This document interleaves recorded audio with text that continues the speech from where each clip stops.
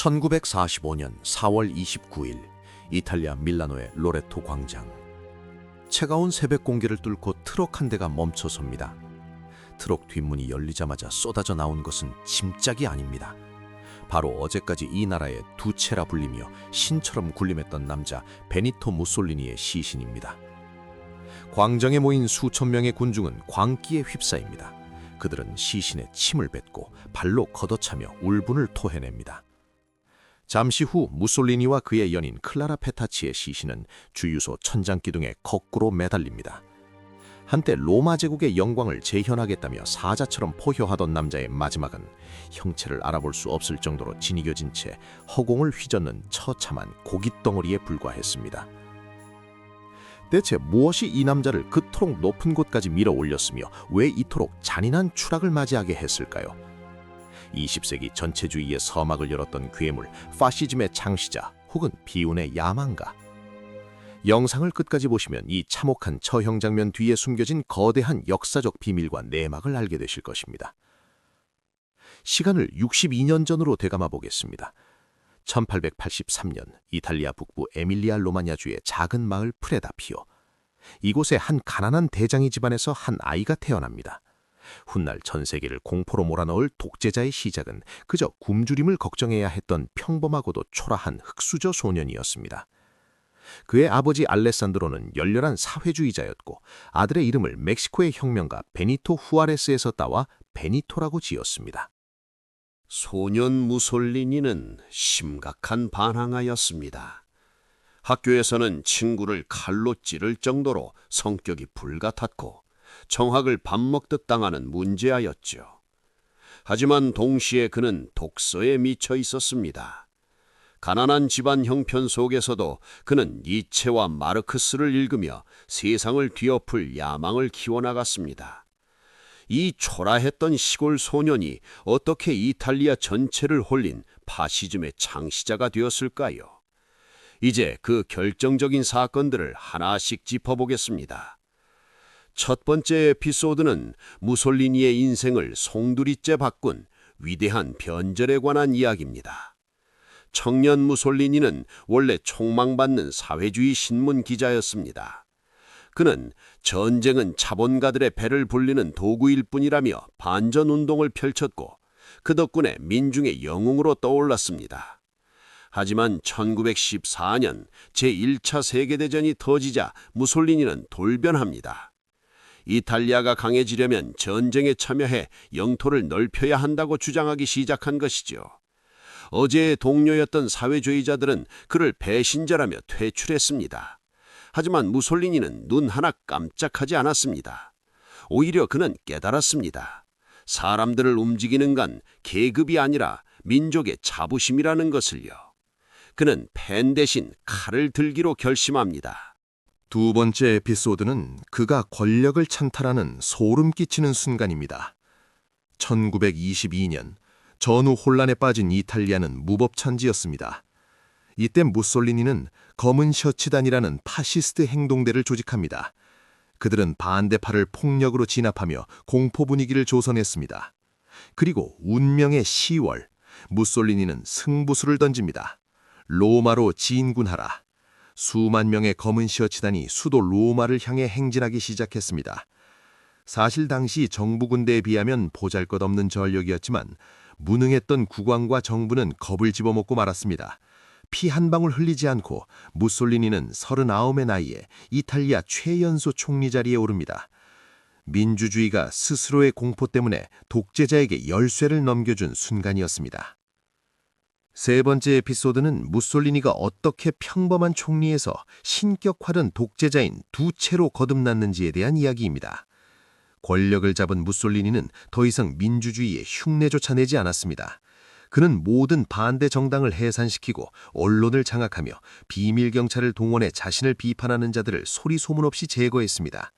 하지만 무솔리니가 단순히 공포로만 지배한 것은 아니었습니다. 그는 대중을 홀리는 천부적인 쇼맨이었습니다.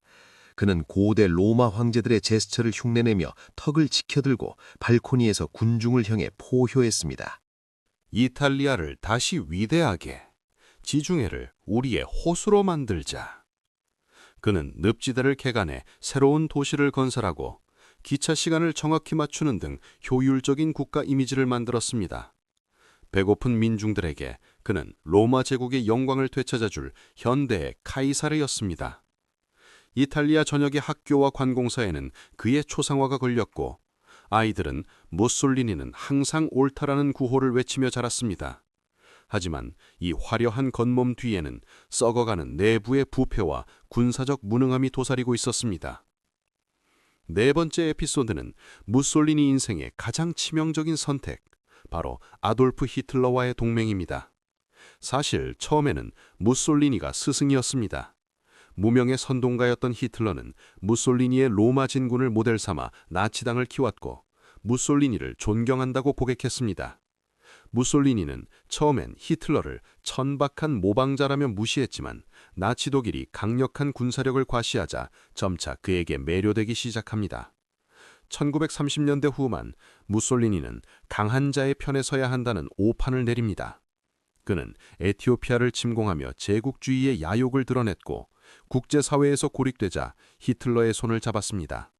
강철 동맹이라 불린 이 결합은 이탈리아를 지옥으로 이끄는 급행열차였습니다.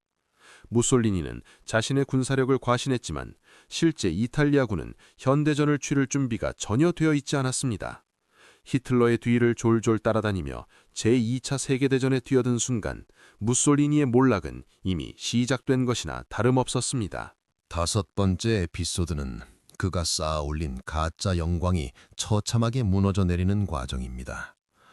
전쟁이 시작되자 이탈리아군은 그리스, 북아프리카 등 모든 전선에서 참패를 면치 못했습니다. 무적의 군대라던 홍보는 거짓이었고 병사들은 보급품조차 제대로 받지 못했습니다. 국민들은 굶주림에 허덕였고 도시는 연합군의 폭격으로 불타올랐습니다. 1943년 연합군이 시칠리아에 상륙하자 무솔리니를 떠받들던 측근들마저 등을 돌렸습니다. 그는 자신의 수하였던 파시스트 대평의회에 의해 해임되고 체포되는 수모를 겪습니다. 산꼭대기 호텔에 유폐되었던 그는 히틀러가 보낸 특공대에 의해 극적으로 구출되지만 이미 그는 히틀러의 꼭두각시에 불과한 살아있는 시체와 다름없었습니다. 북이탈리아에 세워진 괴뢰 정권의 수장으로서 그는 자신을 배신한 사위마저 처형하며 광기 어린 마지막을 준비합니다. 1945년 2월 26일 밤 비가 세차게 내리는 이탈리아 북부 코모 호수 인근. 한 무리의 독일군 트럭 행렬이 스위스 국경을 향해 필사적으로 달리고 있습니다. 그중 한 대의 트럭 구석, 낡은 독일군 코트를 걸치고 철모를 깊게 눌러쓴 채 몸을 웅크린 남자가 있습니다. 그는 누구와도 눈을 마주치지 않으려 했습니다. 며칠 전까지만 해도 나를 따르라고 포효하던 두 채의 위험은 온데간데 없습니다. 그의 손은 가늘게 떨리고 있었고 품 안에는 금괴와 외화가 가득된 가방을 꼭 쥐고 있었습니다. 백마를 타고 로마 시내를 누비던 정복자 무솔리니가 이제는 패배한 독일군의 시체 사이에 섞여 목숨을 구걸하는 신세가 된 것입니다. 그의 곁에는 그를 끝까지 따르겠다고 맹세한 연인 클라라 페타치가 공포에 질린 눈으로 그를 바라보고 있었습니다. 4월 27일 오후 행렬이 동고마을 입구에 다다랐을 때였습니다. 길을 가로막은 건 총을 든 파르티잔들이었습니다. 52 가리발디 여단의 대원들이 트럭을 세우고 고함을 칩니다. 모두 느려! 독일군은 통과시켜주겠지만 이탈리아인은 단 한 명도 보낼 수 없다. 독일군 장교는 무솔리니를 살리기 위해 그를 술 취한 독일 병사로 위장시켰습니다. 무솔리니는 트럭 구석에서 담요를 뒤집어 쓰고 잠든 척했습니다. 파르티잔 대원들이 트럭 위로 올라와 병사들의 얼굴을 하나하나 대조하기 시작합니다. 군화 소리가 무솔리니의 심장을 압박합니다. 뚜벅뚜벅 심장 박동 소리가 귓가를 때립니다. 한 파르티잔 대원이 담요 밑에 발을 툭 건드립니다. 이봐, 일어나! 반응이 없자 대원은 거칠게 담요를 걷어치웁니다. 깊게 눌러쓴 철모 아래로 유난히 툭 튀어나온 턱과 부릅뜬 눈이 드러납니다. 비록 며칠 범을 지새워 초췌해졌지만 20년 동안 이탈리아의 모든 벽면에 걸려있던 그 독특한 얼굴을 몰라볼 리 없었습니다. 베니토 무솔리니. 대원의 외침에 주변은 얼어붙었습니다. 무솔리니는 순간적으로 품 안에 권총을 만졌지만 이내 힘없이 손을 놓았습니다. 파르티잔 대장은 그의 어깨를 잡으며 차갑게 내뱉었습니다. 이탈리아 인민의 이름으로 당신을 체포한다. 이제 당신의 코미디는 끝났어. 그 화려했던 로마의 황제는 저항 한 번 하지 못한 채 비에 젖은 생쥐꼴로 트럭에서 끌어내려졌습니다. 무솔리니가 체포될 때 또 다른 차에 타고 있던 클라라 페타치가 비명을 지르며 달려왔습니다. 파르티잔들은 그녀에게 살 길을 열어주려 했습니다. 당신은 죄가 없으니 가시오. 하지만 클라라는 무솔리니의 옷자락을 붙들고 울부짖었습니다. 그가 가는 곳이라면 어디든 가겠어요. 나도 함께 죽게 해주세요. 권력을 가졌을 때는 수많은 여인에게 둘러싸여 있던 무솔리니였지만 그의 마지막 길을 지킨 건 이 비극적인 연인뿐이었습니다. 두 사람은 코모 호숫가의 한 농가로 압송되었습니다. 그곳에서 보낸 마지막 밤, 무솔리니는 무슨 생각을 했을까요? 자신이 세운 파시즘의 제국이 불타는 소리였을까요? 아니면 광장에 거꾸로 매달릴 자신의 운명을 예감한 것일까요? 다음 날 오후 호숫가에 한적한 저택 입구, 파르티잔 대장 코로넬로 발레리오가 그들을 벽 앞에 세웠습니다. 무솔리니 될 마지막 순간 코트를 젖히며 가슴을 내밀었습니다. 내 가슴을 쏘아라. 하지만 그의 목소리는 떨리고 있었습니다. 탕, 첫 번째 총성은 불발이었습니다. 탕, 두 번째 총성도 빗나갔습니다. 운명조차 이 독재자의 죽음을 유예하는 듯했습니다. 하지만 세 번째, 대장의 기관총이 불을 뿜었습니다. 클라라가 그를 감싸 안으며 먼저 쓰러졌고 뒤이어 무솔리니도 차가운 땅바닥으로 고꾸라졌습니다. 이렇게 그와 그의 연인 클라라 페타치는 처참하게 총살당했고 시신은 분노한 군중들에게 던져졌습니다.